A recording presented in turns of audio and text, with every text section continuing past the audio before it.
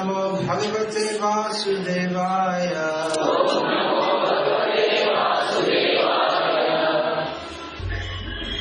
Srimad Bhagavad Gita as it is, translation and commentary by His Divine Grace A.C. Bhaktivedanta Swami Prabhupada, founder Acharya of ISKCON. Chapter 9, text 14. Satatam kirtayanto mang yatantascha duravrataha namasyantascha mang bhaktya nitya yukta upasate. Translation: always chanting my glories, Lord Krishna says, endeavoring with great determination, bowing down before me, these great souls perpetually worship me with devotion. Purport: the Mahatma cannot be manufactured by rubber stamping an ordinary man. His symptoms are described here. A Mahatma is always engaged in chanting the glories of the Supreme Lord Krishna, the personality of Godhead. He has no other business. He is always engaged in the glorification of the Lord. In other words, he is not an impersonalist. When the question of glorification is there, one has to glorify the Supreme Lord, praising His holy name, His eternal form, His transcendental qualities, and His uncommon pastimes. One has to glorify all these things. Therefore, a Mahatma is attached to the Supreme Personality of Godhead. One who is attached to the impersonal feature of the Supreme Lord, the Brahma Jyoti, is not described as Mahatma in the Bhagavad Gita. He is described in a different way in the next verse. The Mahatma is always engaged in different activities of devotional service as described in the Srimad Bhagavatam, hearing and chanting about Vishnu, not a demigod or human being.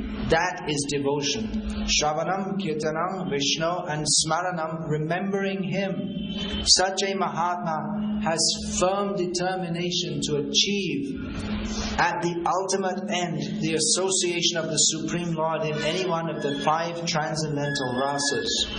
To achieve that success, he engages all activities, mental, bodily and vocal, everything, in the service of the Supreme Lord, Sri Krishna. That is called full Krishna consciousness. In devotional service, there are certain activities which are called determined, such as fasting on certain days, like the 11th day of the moon, Ekadashi, and on the appearance day of the Lord. All of these rules and regulations are offered by the great Acharyas for those who are actually interested in getting admission into the association of the Supreme Personality of Godhead in the transcendental world. The Mahatmas, great souls, strictly observe all these rules and regulations, and therefore they are sure to achieve the desired result. As described in the second verse of this chapter, not only is this devotional service easy, but it can be performed in a happy mood. One does not need to undergo any severe penance and austerity. He can live this life in devotional service, spiritual master, and in any position, either as a householder or a sannyasi or a brahmachari. In any position and anywhere in the world, he can perform this devotional service to the Supreme Personality of Godhead and thus become actually Mahatma, a great soul. I chose to speak on this verse because in this verse, more than any other verse of Bhagavad Gita, Lord Krishna is stressing on chanting the holy names of the Lord. And in the purport, Prabhupada speaks about how devotional service is performed in a happy mood. I wanted to speak on Srila Prabhupada's well-known instruction: chant Hare Krishna and be happy. Chant Hare Krishna and be happy. Good instruction. When you hear that, you feel you want to chant Hare Krishna and be happy. It's inspiring. When we hear this, then, especially if you hear from Prabhupada, then we can understand there's nothing in this world to do but chant Hare Krishna and be happy. Many devotees wanted to come to Prabhupada, telling him about all their problems, and everyone has many problems. Many people come to me and say, I have so many problems. I tell them, I know. How do you know? Everyone has so many problems. The fact that we think we have many problems proves that we have a great problem, because actually we only have one problem, and that is that we're not thinking of Krishna. We're not chanting Hare Krishna and being happy. Because we're identifying with this material situation, we have so many problems. So many times devotees came to Prabhupada, and just by seeing Prabhupada they could understand, actually I don't have any problem. The problem is that I'm not like Prabhupada, I'm not thinking of Krishna. That's the real problem. So Prabhupada would say, chant Hare Krishna and be happy. And he himself was very happy in Krishna consciousness, because Krishna consciousness means to be happy. This preaching, chant Hare Krishna and be happy, it seems to be almost opposite to the mood in which his own spiritual master Srila Bhaktisiddhanta Saraswati Thakur preached. Srila Bhaktisiddhanta Saraswati Thakur repeatedly stressed the point that we have to live for Krishna's happiness. Don't think of your own happiness. Just act in such a way that Krishna will be happy. Krishna will be satisfied by our service. And of course, that is stressed throughout Shastra, especially very clearly in the Bhakti Shastra. Samsiddhya haritoshanam. The perfection of life is understood by how much Hari, Bhagavan Hari, is satisfied. His satisfaction. Arthat kumbhya dvijashreshta varashrama vibhagashaha svanushthitasya. What's the next word? Svanushthitasya samsiddhya haritoshanam.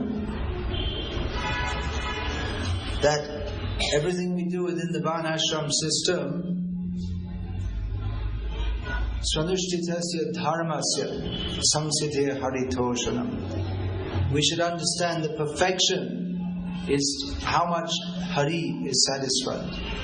So generally people perform their duties even within dharma, thinking, what do I get?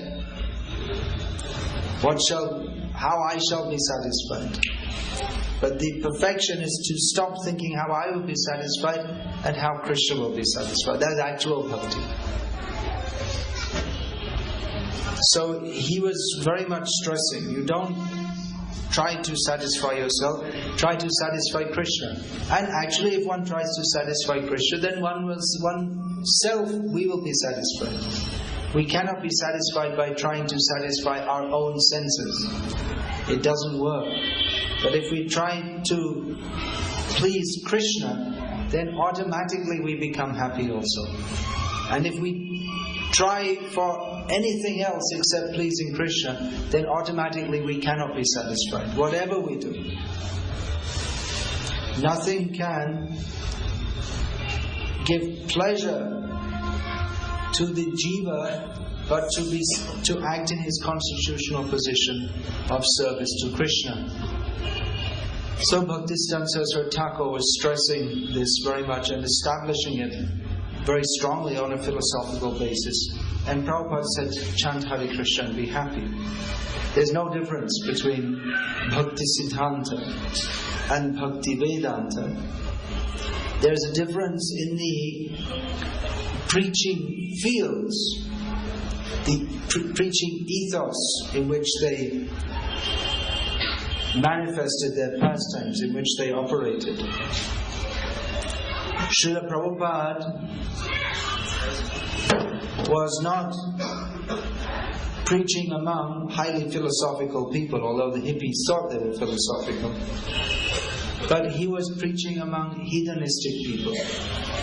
Hedonism means the way of life dedicated to one's own sense enjoyment, without any restraint. Whatever is pleasing to me, I should do it. Now it's come to India. Previously, people had the idea of duty. The older people will remember that they were taught very much about duty. You should do your duty, which is derived from the Vedic Dharma. Dharma means to do your duty. Of course, that was reinterpreted in so many ways. But actually, dharma means to do our duty, and actually, ultimately, that means our duty to Krishna. But in modern life, it's all promote yourself, push yourself ahead, do everything for yourself, make yourself a success. This idea is there more and more. Enjoy yourself.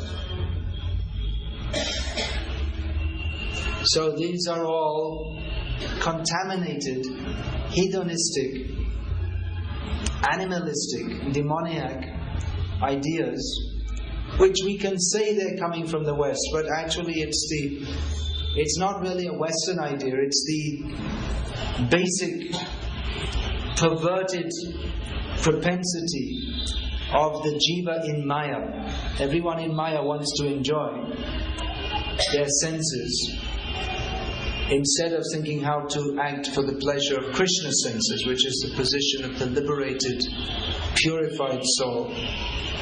But those who follow dharma, duty, they think that, well, by doing so, we shall be benefited, but in a more long-term policy. That if we act, if we're very good, then in future we will get a good birth, we'll go to Swarga.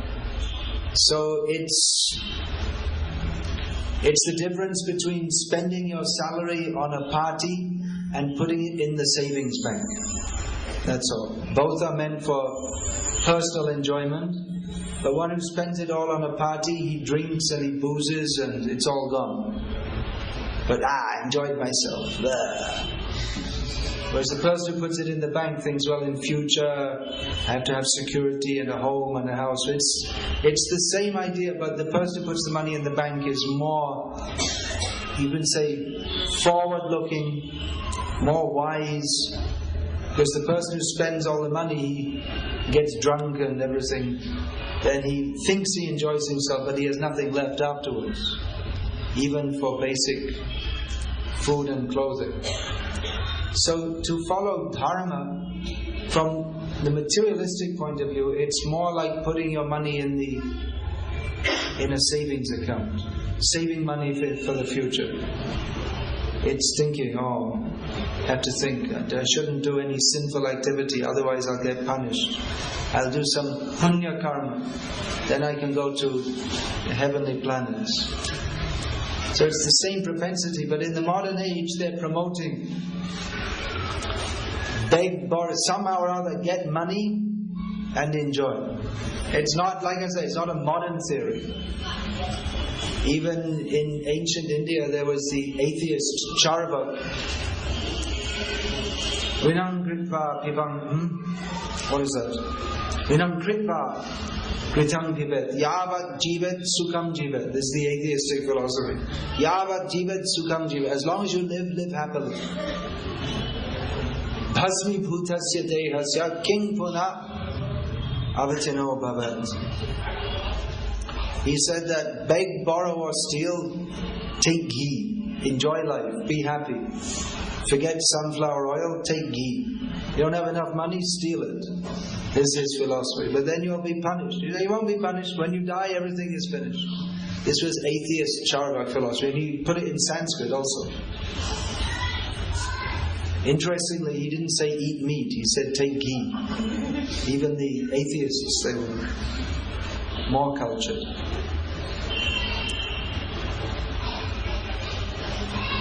So, it's not a modern philosophy, but it's being promoted very much in the modern age. Enjoy. Be here now. Live now. enjoy your senses grossly. So Prabhupada, of course, he spoke philosophy all the time, but he stressed this point: chant Hare Krishna, be happy. When we hear that, we think, okay, good. I want to be happy.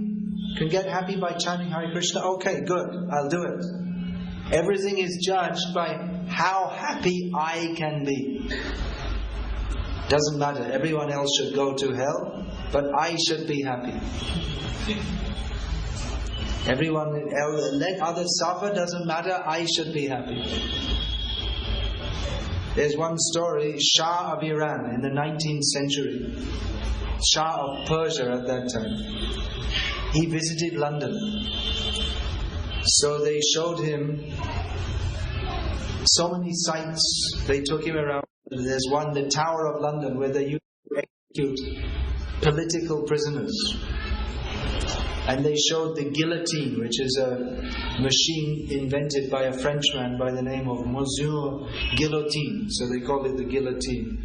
It's some kind of device. You put your head there and they drop the blade, heavy iron blade, and very efficiently your head is cut off. So they showed that to him. Said, "Oh, that's very interesting. Can you show me?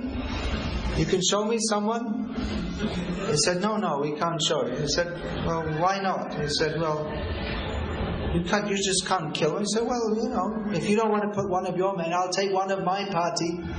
I want to see. Show me how someone's killed by this. Looks interesting. He said, no, we can't. It's against the law. I'll give one of my men. No, even then we can't do it. He said, you don't know what a king is? I'm a king. You should just let me do whatever I like. So everyone thinks I'm a king. I should do whatever I like. I want to enjoy by seeing someone killed. Okay, it doesn't matter. We can enjoy for fun. You may think, well, that's an extreme example, but that's going on all the time. People are eating meat, chickens all the time. You go and I don't know about in the city so much. You go outside the city every morning, you'll see someone going on the bicycle from the village to the town, and on their bicycle they'll have tied up 50 chickens, and they'll go because they know now we're going to be killed, and they don't care. The chickens are tortured, but people don't care because tasty. They don't care. They're killing. They don't think there's so much suffering. Chickens, cows, fish, so many. Killing and eating. And I'll become strong. That they're only thinking how I should be healthy and strong. They don't think how much suffering we're causing to others. And it's such a demoniac age we're living in that most of all the movies and TV programs, they show murder, violence, and this is entertainment. We shall watch someone being killed. Of course, it's only a movie, and they have tomato ketchup instead of real blood or something like that. But it's the idea that it's very horrible that you shall watch someone being tortured and killed, and this is entertainment. In America, this was about 20, maybe 30 years ago. They made films in which they showed actual torture and murder. They'd take some prostitute or something, and say, we'll put you in one movie and we'll give you $200, and they'll take her underground and torture her to death, and they'll film it, and then they sell the film. And then they tell, this is a real murder. People say, oh, very good, let's go, and make a lot of money. They got away with it for some time. They said, this is art. You see, so it's freedom of expression. So you should, but after some time they stopped. That was because they thought this isn't very good. But the idea, we should enjoy by seeing others suffering. So we can imagine what low consciousness very low consciousness. So Prabhupada is saying, chant Hare Krishna and be happy. And mostly everyone is thinking, how I can be happy. Never mind everyone else. It's so much pervasive in modern life. We find so many times. A man has his wife, children, everything, but he just dumps them all and runs off with some young woman because he doesn't care. What does it matter? Wife, children, I should enjoy. I'm fed up of my family, I'll just get some young, pretty girl and run off with her. Very kind. Don't care. Just don't care. The others will be so much hurt, my family, don't care. I should be happy. This is the demoniac mentality. Prabhupada was preaching in the Western countries where this heathenistic outlook was especially prominent. Happiness is a cigarette. It's not happiness, but it gives some pleasure to people of perverted sensual taste. They feel some pleasure. They think that someone who's addicted to smoking cigarettes, they may be restricted for some time. They go in the airplane, they have a flight for 3-4 hours, and then they come out at the airport. In the airport, they're still not allowed to smoke. They get outside.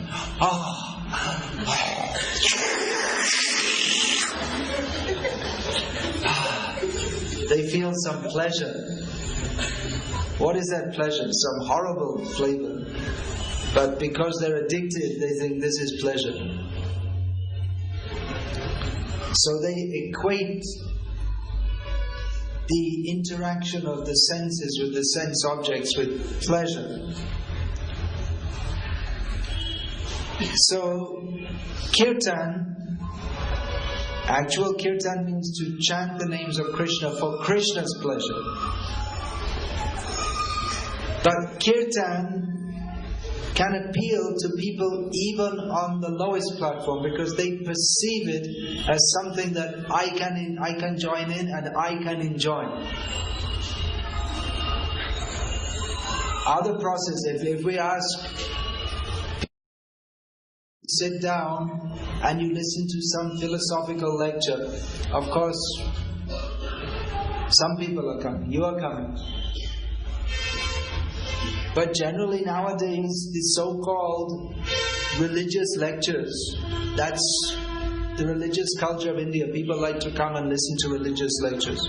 I've been told, I haven't seen myself, they have these TV channels, Asta, Samskar, there may be some others now also, religious channels, that mostly the swamis who are speaking there, they talk about how to improve your health by water treatment, or they tell a lot of jokes, and especially people like those who tell lots of stories and jokes, and it's entertainment, religious entertainment.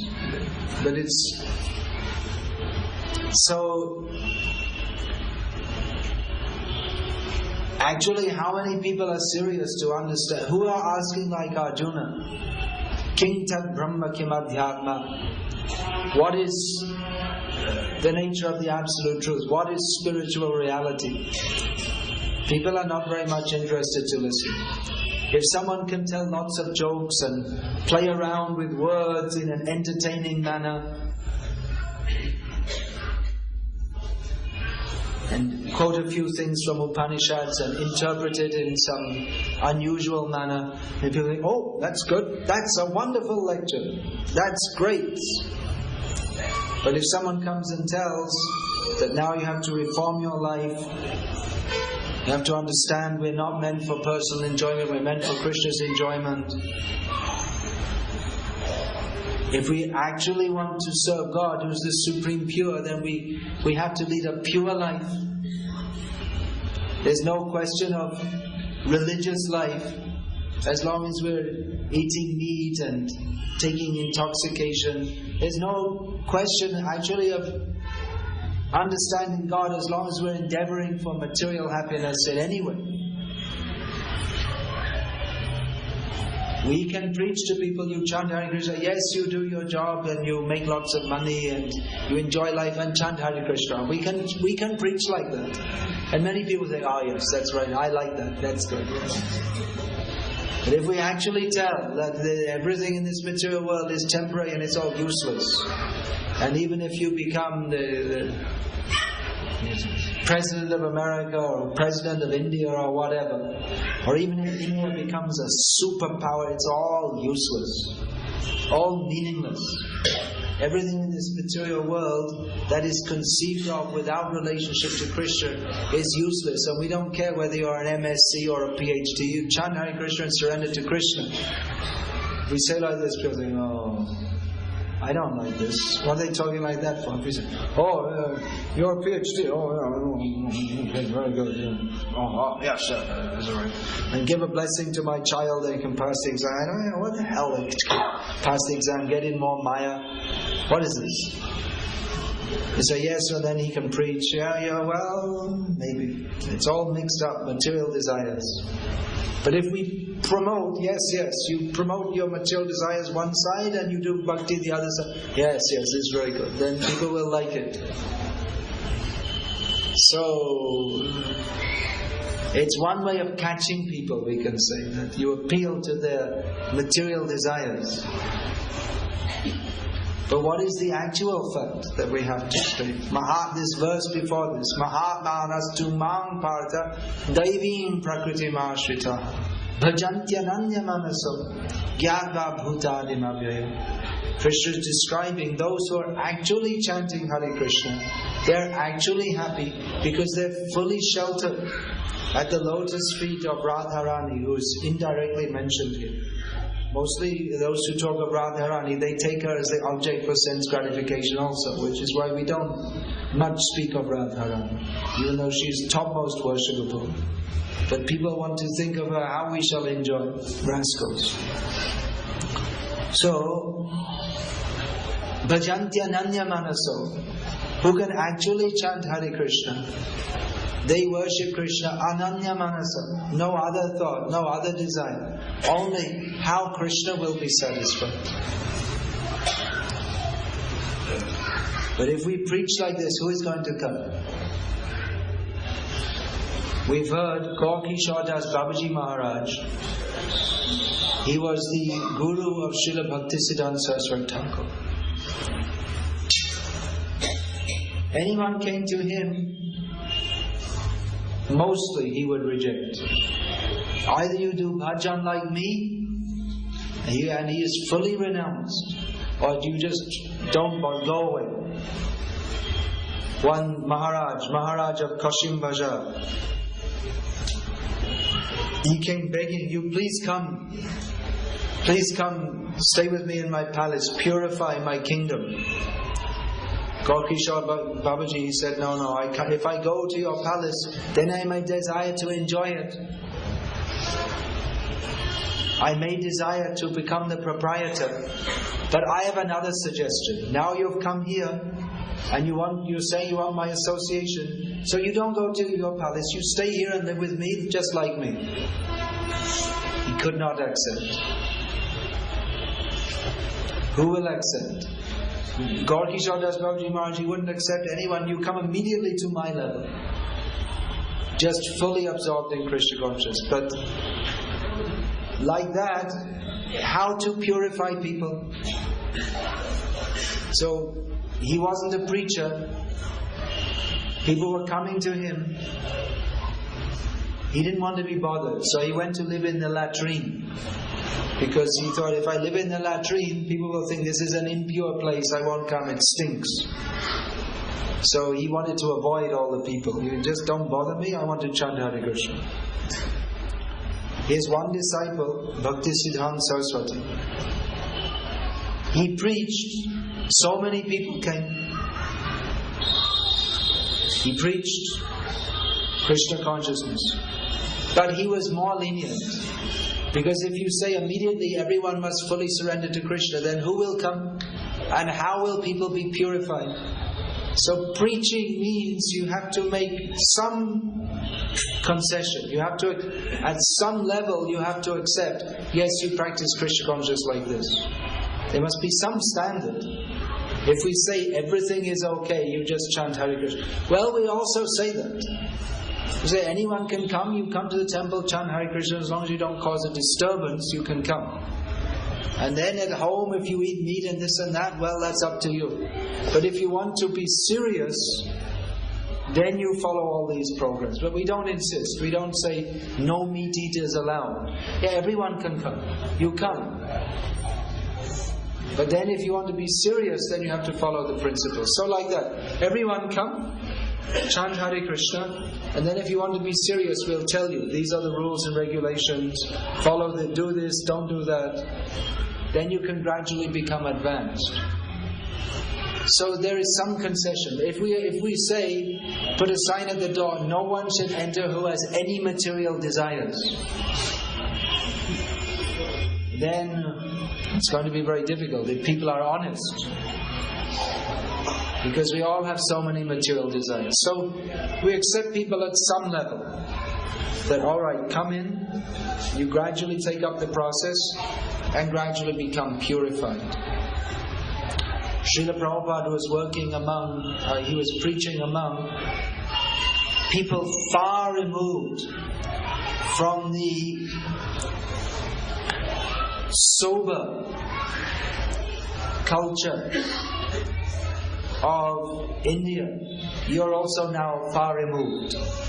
Although you're Indians, your culture is more influenced by the cinema and TV than by the rishis and the shastra. That we can see just by the way you're dressed. Immediately, everything is clear. So, Prabhupada said, chant Hare Krishna and be happy. And people can relate to that. Yeah, you come and dance, sing, and oh, very nice. Anyone can join in kirtan. You don't have to be a rishi. The rishis might not want to join in. They may think, yeah, I'm more sober. Previously, people like to, in India, people like to do puja, part, dhyana, japa. This requires some sattva gun. To sit and do puja every day requires some measure of sattva gun, doesn't it? You have to sit down very peacefully. It takes time. Nowadays people are rushing off to the office. You have to sit peacefully. Not puja you can't do rushed. That's not proper. Puja has to be done with dhyana, meditating on the Lord. Of course, there are also persons who worship Kali, and within that, that's tamasi. They're worshipping Kali and cutting the goats. So that's also one kind of puja. But even to do that, that requires some, even though cutting the goat is there, actually even in Kali Upasana, cutting the goat is only once a month. Maximum. Not every day. So that's tamasic. But even that, there's some admixture of sattva gun, because if it's totally tamasic, then you just go to the butcher shop. There's no puja. What do you need puja for? So some steadiness of mind is required to do tapasya, steadiness of mind to follow vrata. There are different vratas. 1 month. People may follow taking only havishyan, very plain food. Nowadays we're accustomed, you get a bag of crisps, or you all the time eating something. But following these vratas. You eat once a day, no salt, no sugar, no spices, no ghee, no oil. So it requires steadiness of mind to do this. Now even the great demons like Hiranyakashipu, they also did some tapasya. Nowadays people, they're not even the same category of demons because they can't do this kind of tapasya. At least there was some steadiness of mind for a wrong purpose. But there was some admixture of sattva gun. But nowadays there's no sattva gun. People only understand what is immediate sense enjoyment. So all the time you should drink some tea or coffee or take some pan, or now they have chewing gum, and then like this packet of crisps and Coca-Cola, and all the time eating something. All the time something for the tongue. And then you should have cell phone and TV, and in the cell phone you see the photo is sent, someone takes a photo, they send it all the time. It should be mind should always working fast. Always something new.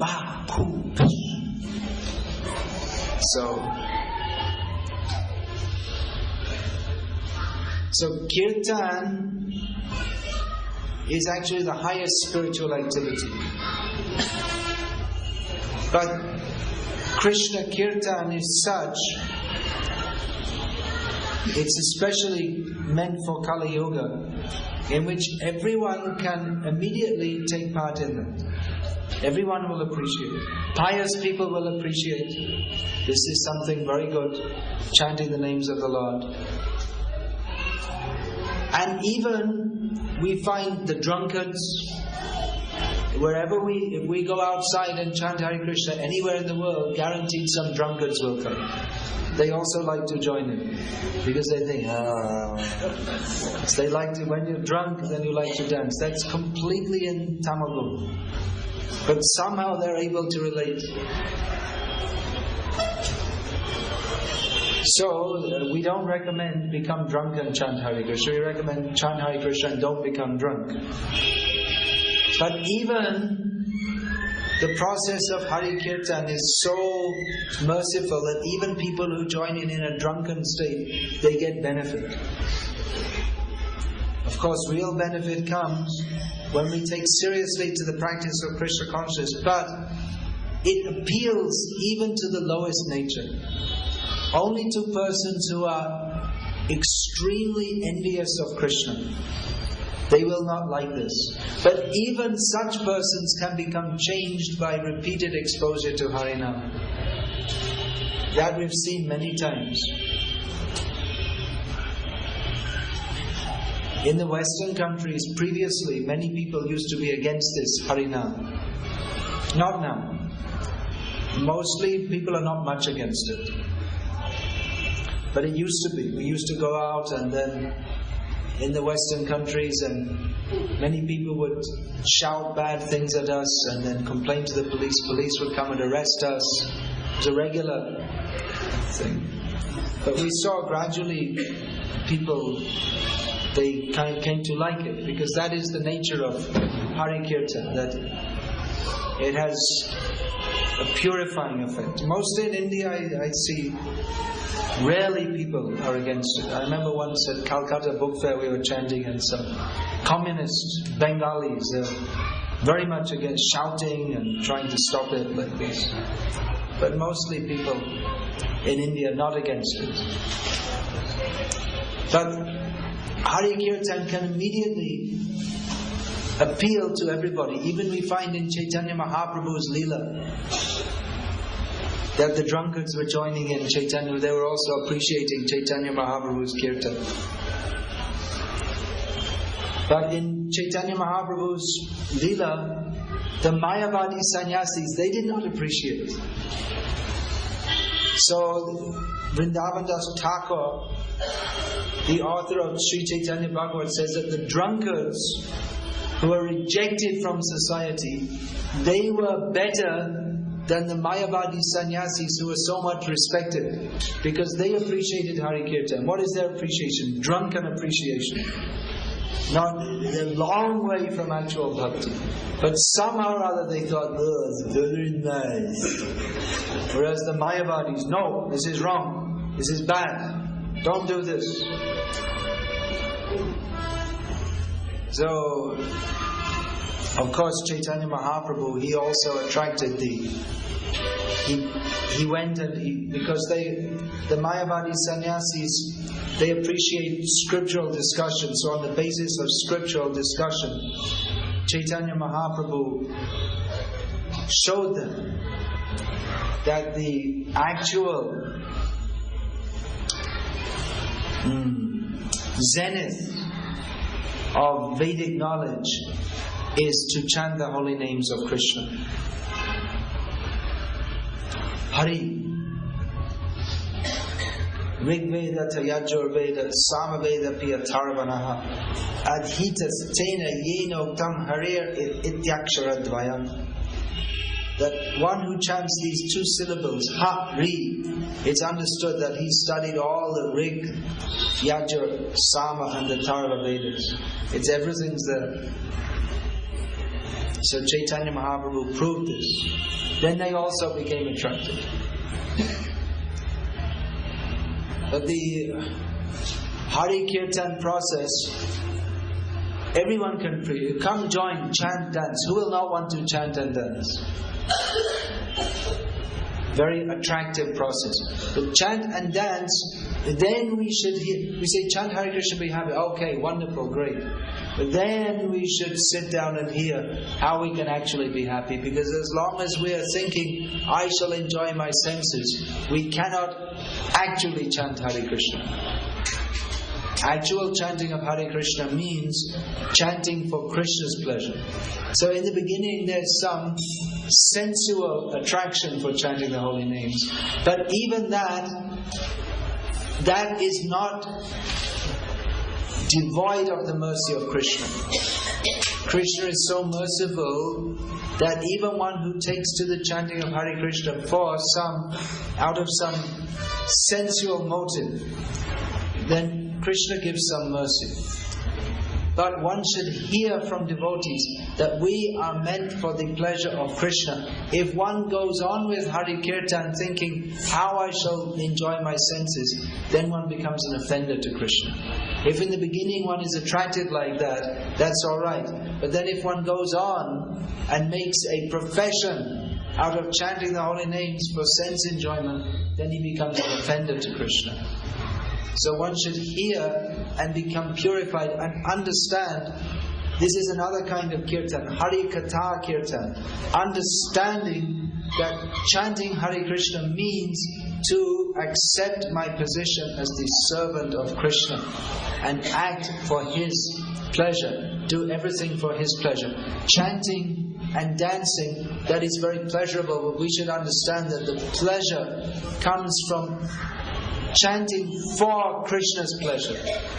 That is the actual pleasure of Krishna. As long as we're thinking, I shall enjoy, then we cannot actually enter into the Kirtan Ras. That's why there are so many cassettes of popular singers who by the grace of God have got a very good voice, and they sing the bhajans in a very melodious manner, and people think this is very nice. But they're not bhaktas. They're prostitutes. You pay them, they'll do it. You tell them you come and chant Hare Krishna, they'll sing Hare Krishna. You tell them you come and sing Sai Bhajan, we'll pay you. They'll sing. They don't care. For them it's money. They're not chanting Hare Krishna, how will satisfy Krishna. They're chanting Hare Krishna. How much are you going to pay me? This much. No, it's not. I'll pay more. Then there's I think, well, shall I do it or not? Is it enough money? What do you think? Is that enough to pay for the payment on the car? Okay, all right, I'll chant Hare Krishna, but give us some more. They'll bargain. It's a contract. They're not doing it for love of Krishna. But they sing like that, as if it sounds as if they're full of bhakti, but they're full of material desire. And people who are full of material desire, they like to hear, oh, it's very nice, this bhakti. But this kind of so-called kirtan will never get bhakti, even in millions of years. You have to kirtan, chanting should be heard from the lips of a pure devotee. Listen to Prabhupada chant. Now we may say, well, that's not very sweet or melodious. That is the chanting of a pure devotee of Krishna. When Prabhupada is chanting, Krishna is fully present. By Prabhupada's chanting, the whole world is chanting Hare Krishna. And these so-called sweet bhajan singers, then others may imitate just out of the melody because they think it's something I like to hear. But that's as far as it goes, and they'll sing anything. If you're thinking the melody is nice, then you can sing anything. They'll listen to some bhajan and then the cinema song and whatever. It's all the same, because for my pleasure, how I shall enjoy. We want to make Krishna our household servant. Krishna is not our household servant. So what does it mean to be the servant of Krishna? That we have to learn from the pure devotees. So in the beginning, you may say, all right, come. You come, be happy. You will get peace. And actually it's a fact. People, when they take to Krishna consciousness, then they feel some relief from the anxiety of material existence. But actual bhakti doesn't mean how I shall get peace. You go to some Swami and he teaches you some breathing techniques by which you can relax, and then you feel some inner peace. So yes, and we think this is religion. It's not religion. It's got nothing to do with religion. Doing some meditation so that you can get some relaxation from the anxiety of your material life. This is nothing to do with religion. That's all. It's just another form of sense gratification. That's all. That I am working so hard for sense gratification, and I get full of anxiety, so I do some so-called meditation to relax, and then I feel more peaceful. That's my sense gratification. So bhakti means Hrishikesha Sevanam Bhakti Ruchyate, to act for the pleasure of Krishna. But if we say this to the hedonistic people, those who are interested only in their sense enjoyment, who will come? So we present, it is good for you. The sign is out there. What is that? Key to victory. Read Bhagavad Gita as it is. What else is there?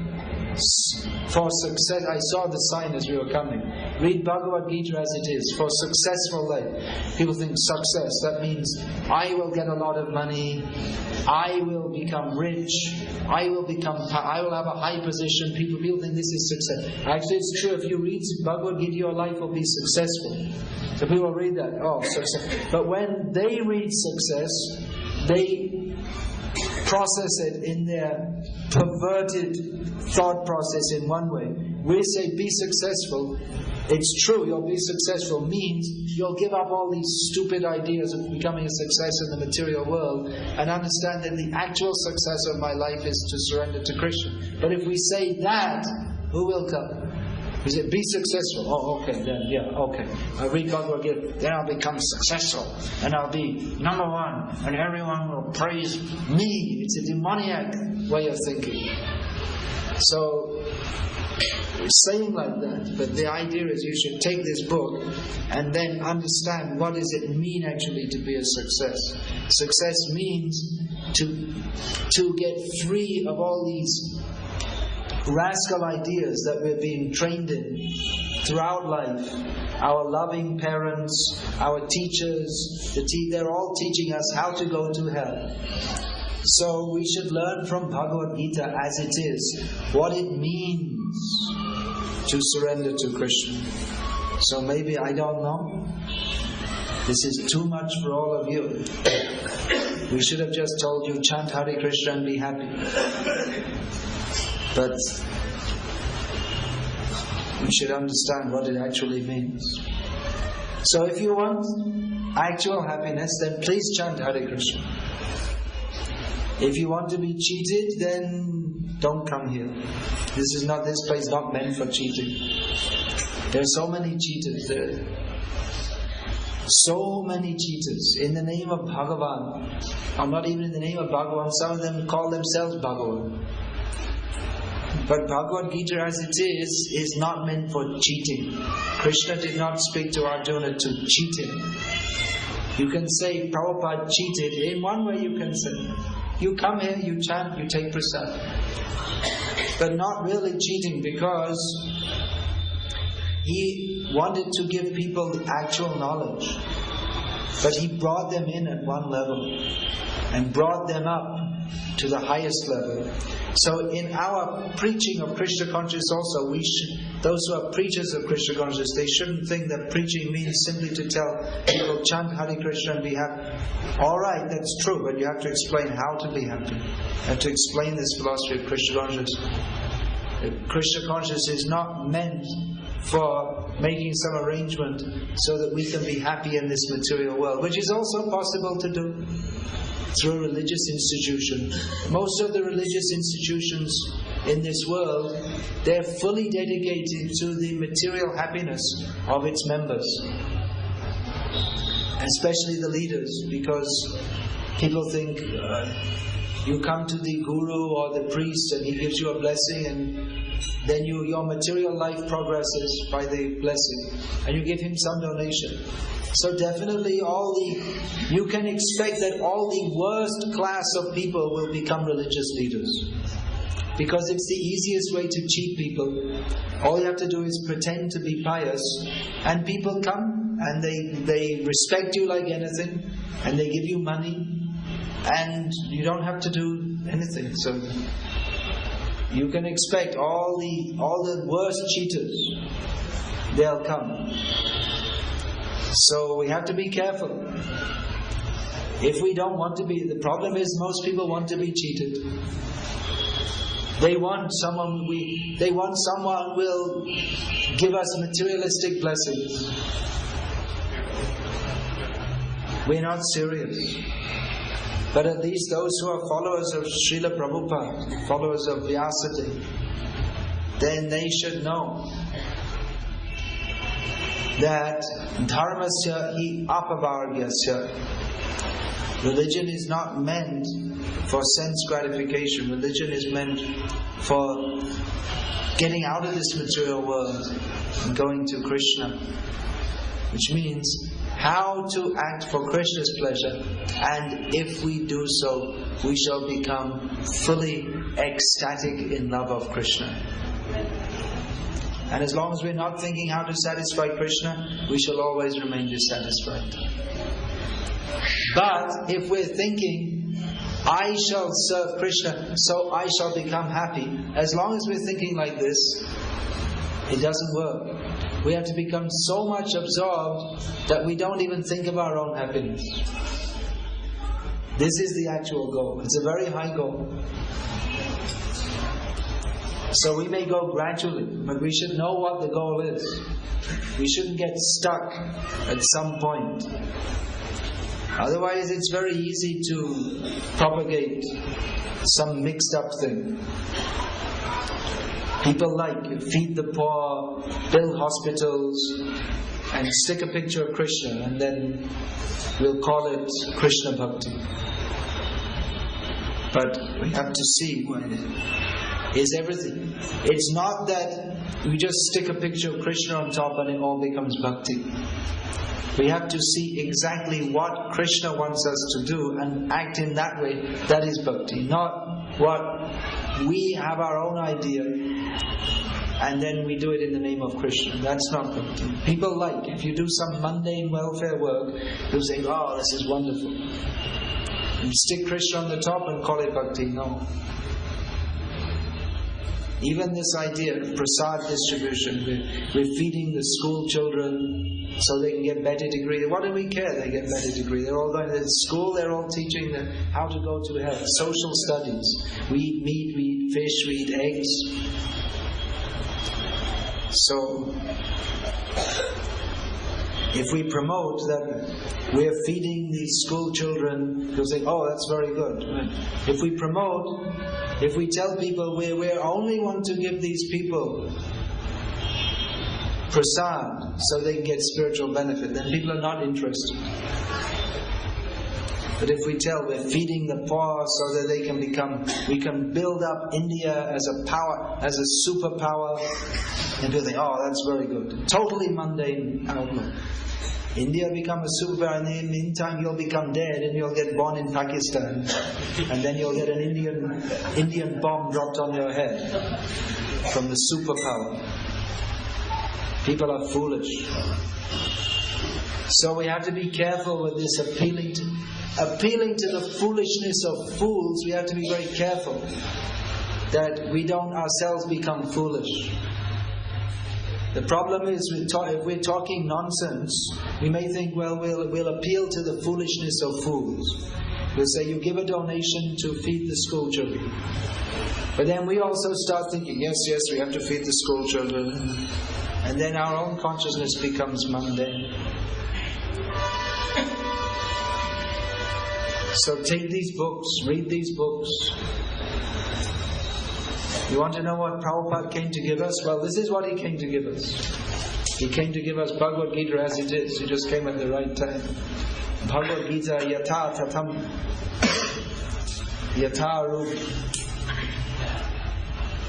So you want to know what is the truth? Who dares? Who dares to be like Arjuna? And take this book and you can see what Krishna said to Arjuna. Don't take Bhagavad Gita with all interpretations of rascals. You take Bhagavad Gita as it is, then you can understand. So many people are misinterpreting Bhagavad Gita. You can understand what Krishna is saying to Arjuna. You read this. If you're prepared, you follow Arjuna. If not, then you just have to go to hell. That's all. Because that's where everyone's going. Especially in this modern age. So chant Hare Krishna and be happy and read Bhagavad Gita as it is and follow Prabhupada, and then you can actually be happy and go to where Prabhupada is, which is at the lotus feet of Krishna. That's all for today. Hare Krishna.